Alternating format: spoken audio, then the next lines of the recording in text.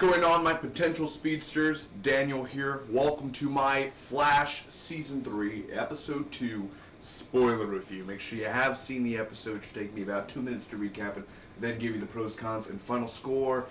Thanks so much for joining me. Also, if you're new to the channel, over the next 3 months, I will be reviewing over 43 TV shows. And if you're a CW fanatic like me, I review other CW shows such as No Tomorrow, Arrow, Frequency, Legends of Tomorrow, Supergirl, Supernatural. So if you enjoy this review, please feel free to check out all the other content I do as well. Movie reviews, live stream on video games, unboxings, giveaways.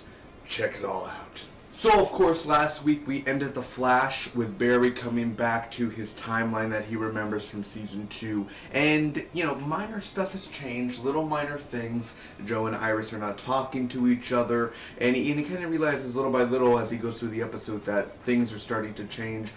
You know, maybe Cisco is more depressed. Caitlin isn't, you know, the same Caitlin that we knew in Season 2. So Barry visits Felicity, you know, kind of gets some, you know, advice.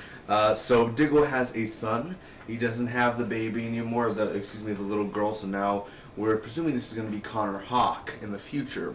Now, Cisco's brother, Dante, ended up dying, and Edward Claris finds Alchemy, because Alchemy is calling to Edward Claris. Edward Claris in the other timeline in Episode 1 was the rival, so he's going to become what he was always destined to become. Alchemy is going to give him the powers to become the rival. He finds Alchemy, and there is a husk near the bay. Now, Mr. Tom Felton is in this episode. Everyone loves Mr. Tom Felton. I never really got into the Harry Potter films. I don't know why.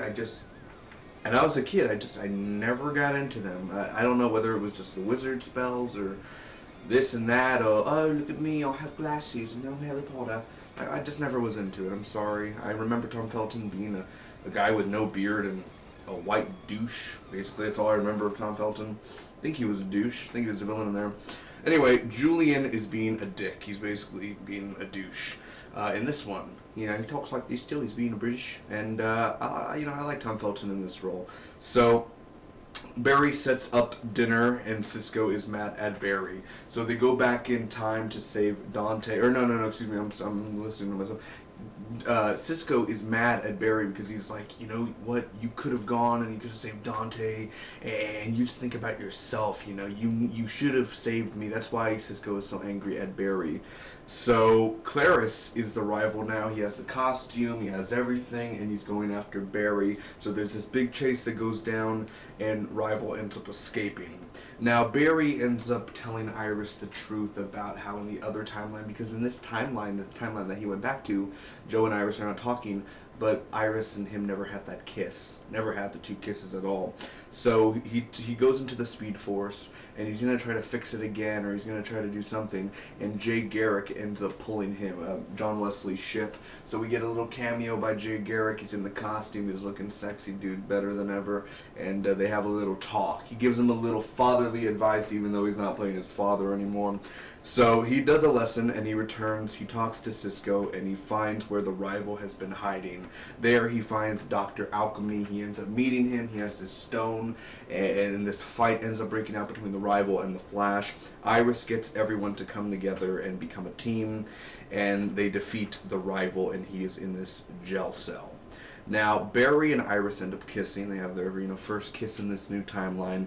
Everything is getting better, and Claris is presumably killed. I don't think he's dead, but presumably, let's just say he ended up getting killed. He is killed by an unknown metahuman, or whether it was the rival or Salvatore or whatever that upcoming speedster is going to be. It was somebody. Somebody ended up killing him, or else choking him or hurting him in the jail cell. And at the end, Caitlin has ice powers. You know, Barry walks out of the room, and she has ice powers. So, you know, in this timeline, will she become the new Killer Frost? Now on to the pros and cons. First off, on the pros, how sexy is Dr. Alchemy's look and voice? He looks like he's going to be a promising villain for the first half of this season. So everything I've seen so far from Dr. Alchemy has been great. As usual, we had Barry chase down the rival. We see these chases all the time. Nothing really exciting there. The only exciting thing about that chase is when the rival like fell and like tripped over, and he like kept on going and going and going and going and going. Like when you throw a rock on a pond and it keeps on going and going. That was the only cool part of the chase, because we see the chase all the time. We've seen it with a reverse Flash. We've seen it with Zoom. We've seen it, and I know Flash, and he runs. That's what the Flash does, but I'm tired of seeing these chases and the CG, like, the CGI is good, but I'm tired of seeing just full-on CGI, like, jumping and everything, and the fake teeth and the fake mold and the fake CGI, you know, I'm tired of all that.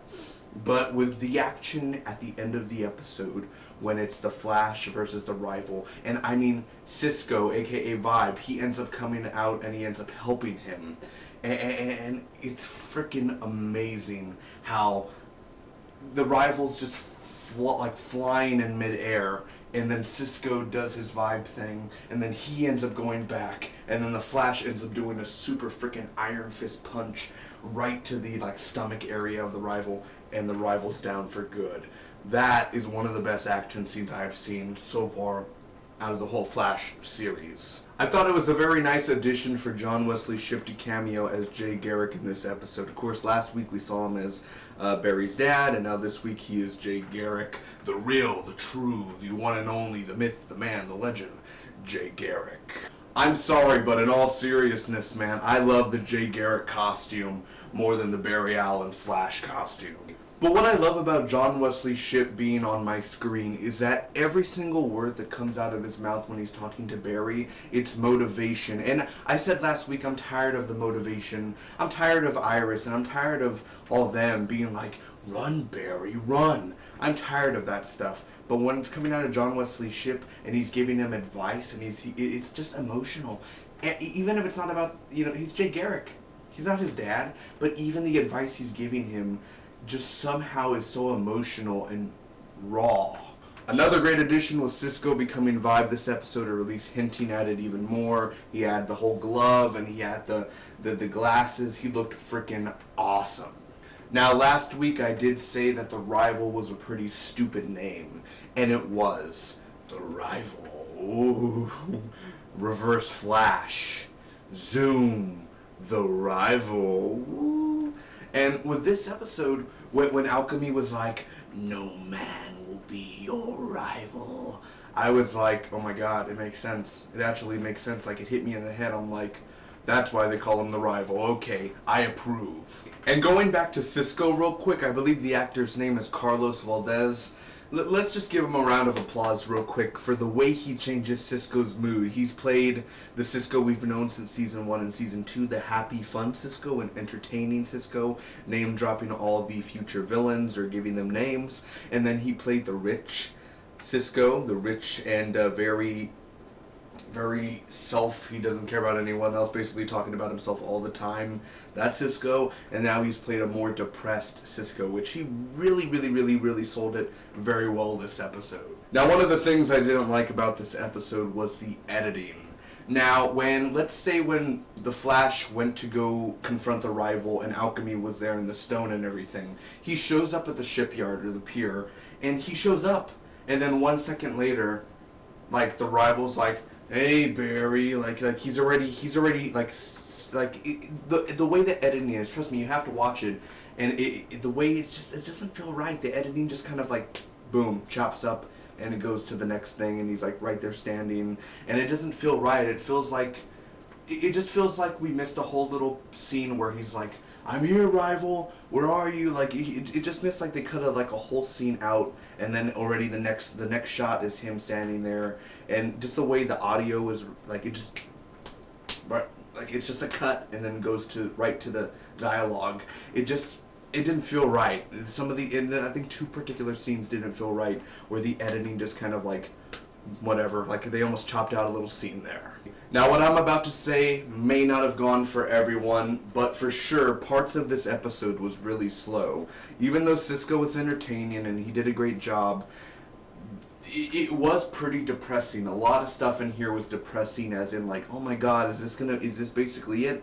Is this our Flash team? We're never gonna go back to the regular timeline? Like, everything's changed now and everything's this and everything's that, and they act like this and they act like that, and what happened to our fun Caitlyn in season 2? What happened to our fun, like, they're gonna be fun again and everything, but I'm saying that's it. Like, they're dead basically, as in, like, they're not going to be exactly the way they were in season 1 and season 2, so that kind of sucks there. I do remember the other editing scene. It was when Clarice got off the bus and he was like, ah! He gets off the bus and he's in an alleyway, and then the next shot, he's in front of Dr. Alchemy. Again, it's like they cut out almost a whole entire scene, because it's almost like in a video game where you walk and then, like, it cuts to the character like, ah, you have made it. And then it's like an RPG, and then you click on a word, ah, good. Well, now you can come up to the mantle. Like, it's just, it felt very weird. Anyway, what I was going to say was some scenes in this episode were confusing for me. Now, I may sound like a smartass right here, but why didn't Barry just attack Alchemy? Like, why didn't he just... and that's it. All you have to do is knock him down, punch him. Like, he only has a certain amount of time to grab the stone or whatever, so why don't you just... and get it over with. Also, like I said earlier, I'm tired of the chases. We've seen it before. Even though it was cool, even though, you know, they're going on buildings and stuff, we've seen it before already, like 15, 20 times in the series.